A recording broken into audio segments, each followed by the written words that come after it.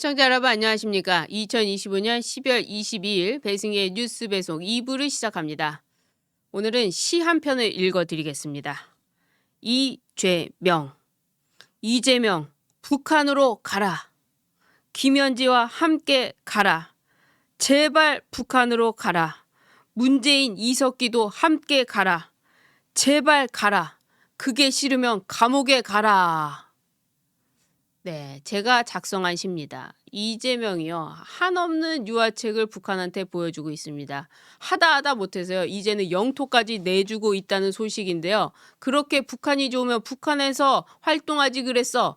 이재명이 지난 외교부 업무 보고에서 통일부와 외교부 업무 보고에서 미전향 장기수들을 향해서 여권, 패스포트를 내줘가지고 중국을 통해서 북한으로 보내주는 게 어떻겠냐 이런 얘기를 했는데요. 그 선방에 그 제일 선방에 이재명 네가 서서 너는 여권도 있으니까 중국을 통해 가지고 북한으로 갈 수 있지 않니? 그러니까 북한에 가면 어떻겠니? 이런 말씀 드리고 싶습니다.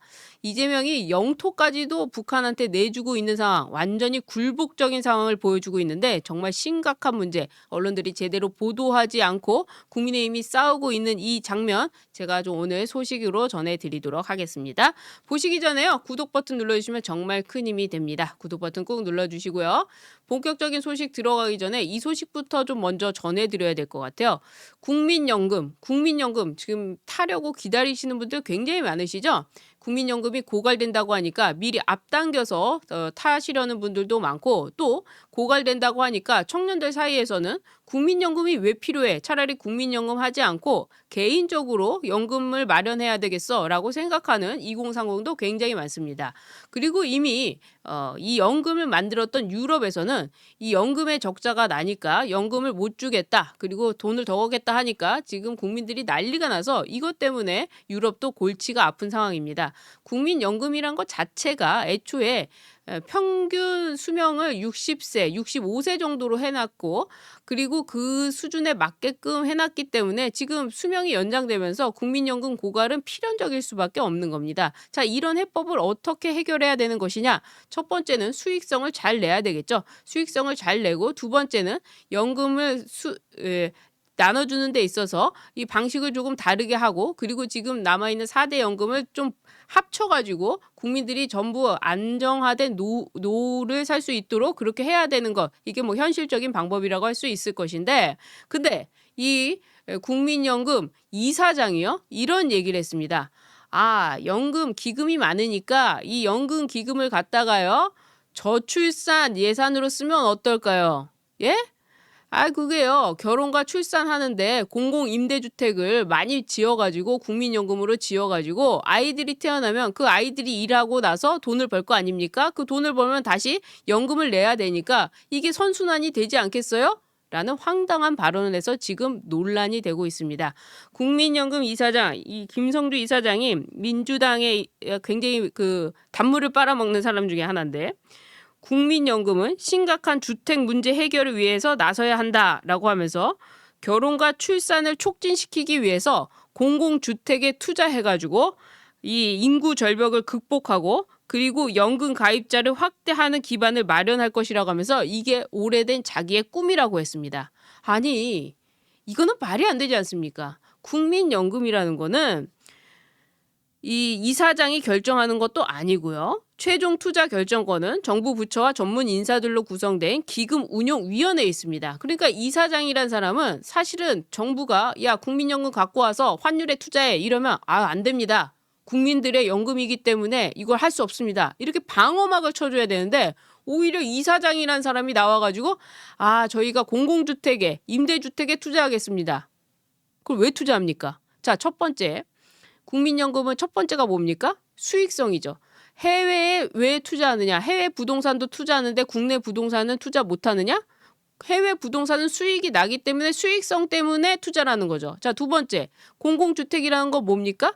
싼 값에 저렴한 값에 주택을 공급하겠다는 거 아닙니까? 그러니까 해외 부동산에 투자하는 것과 공공주택을 짓는다는 것은 이해상반된 얘기죠. 그리고 국민연금 자체 수익성을 내야 되는 이 국민연금 자체에서도 이해상반된 행위죠. 그래서 국민연금 이사장이란 자리는 오히려 정부가 이 포퓰리즘으로 돈을 갖다 쓰려고 할 때 이 돈이 어마어마하니까 1조 1,361조 원이니까 이 돈을 갖다 쓰려고 할 때 막아주는 역할을 해야 되는데 이 민주당 이 사람들은요 그런 거 없다는 거죠. 자리에 가면 뭐든지 빨아먹겠다. 그래서 이재명이 임명한 이 이사장도 결국에는 뭡니까? 공공주택으로 국민연금을 쓰겠다. 그래서 이게 지금 난리가 났는데 언론에서 보도를 제대로 하지 않고 있어요. 지금 국민연금 고갈되면 어떻게 할 겁니까? 그런데도 불구하고 막 쓰겠다. 정은경 보복부 장관은 뭐라고 했습니까? 국민연금으로 환율 방어를 하겠다. 다른 걸 쓰겠다. 그러니까 좌파들은요. 돈 앞에 환장을 한 겁니다. 눈에 보이는 게 없는 거예요. 목적이라는 이 것에 목적이 있는 이 돈을 갖다가 포퓰리즘으로 막 갖다 쓴다는 겁니다. 이재명의 5년이 짧다고요?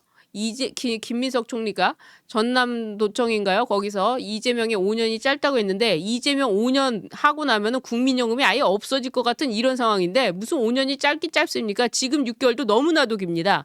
자, 이런 상황 너무 심각한 상황인데 보도가 안 돼서 먼저 전해드렸고요. 그래서 이재명이 국민연금을 갖다 흔들기만 한다면 이재명은 내리막길을 갈 수밖에 없다. 왜? 국민연금은 우리 돈이라고 생각하고 있기 때문에 국민들이 자신의 자산을 건들면 어떻게 됩니까? 밀란이 일어나죠. 마찬가지입니다. 국민연금을 환율 방어에 지금 총동원해서 쓰고 있고 지금 이걸 다 갖다가 공공주택에 짓는다고 한다면 밀란이 일어날 겁니다. 이것은요. 전 연령 불문하고 밀란이 일어날 그런 상황이다. 그래서 좀 소개를 해드렸고요. 이재명의 북한에 대한 발언, 유화책을 쓰고 있다고 했는데 체제를 바꾸는 발언을 서슴없이 하는 겁니다. 조선시대 왕도 이재명처럼 함부로 말하지 못했을 것 같은데 이재명은 합니다. 이재명이 이렇게 얘기를 하고 있어요.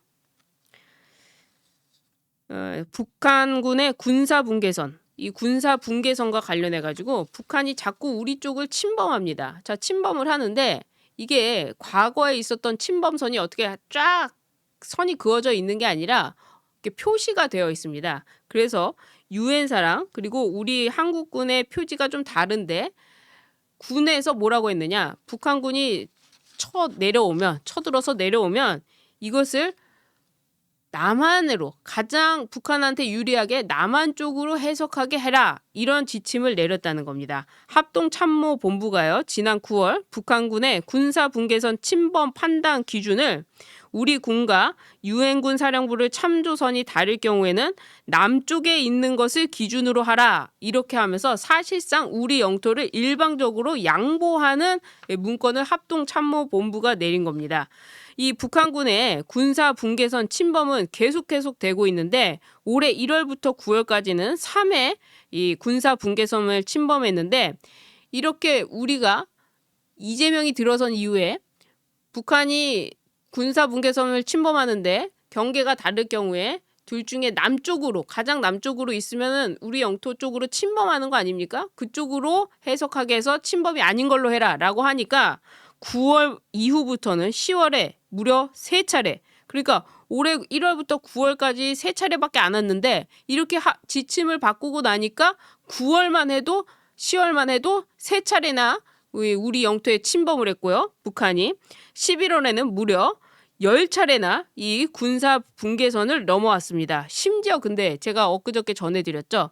이 군사 분계선에 넘어왔을 때 뭐만 했습니까?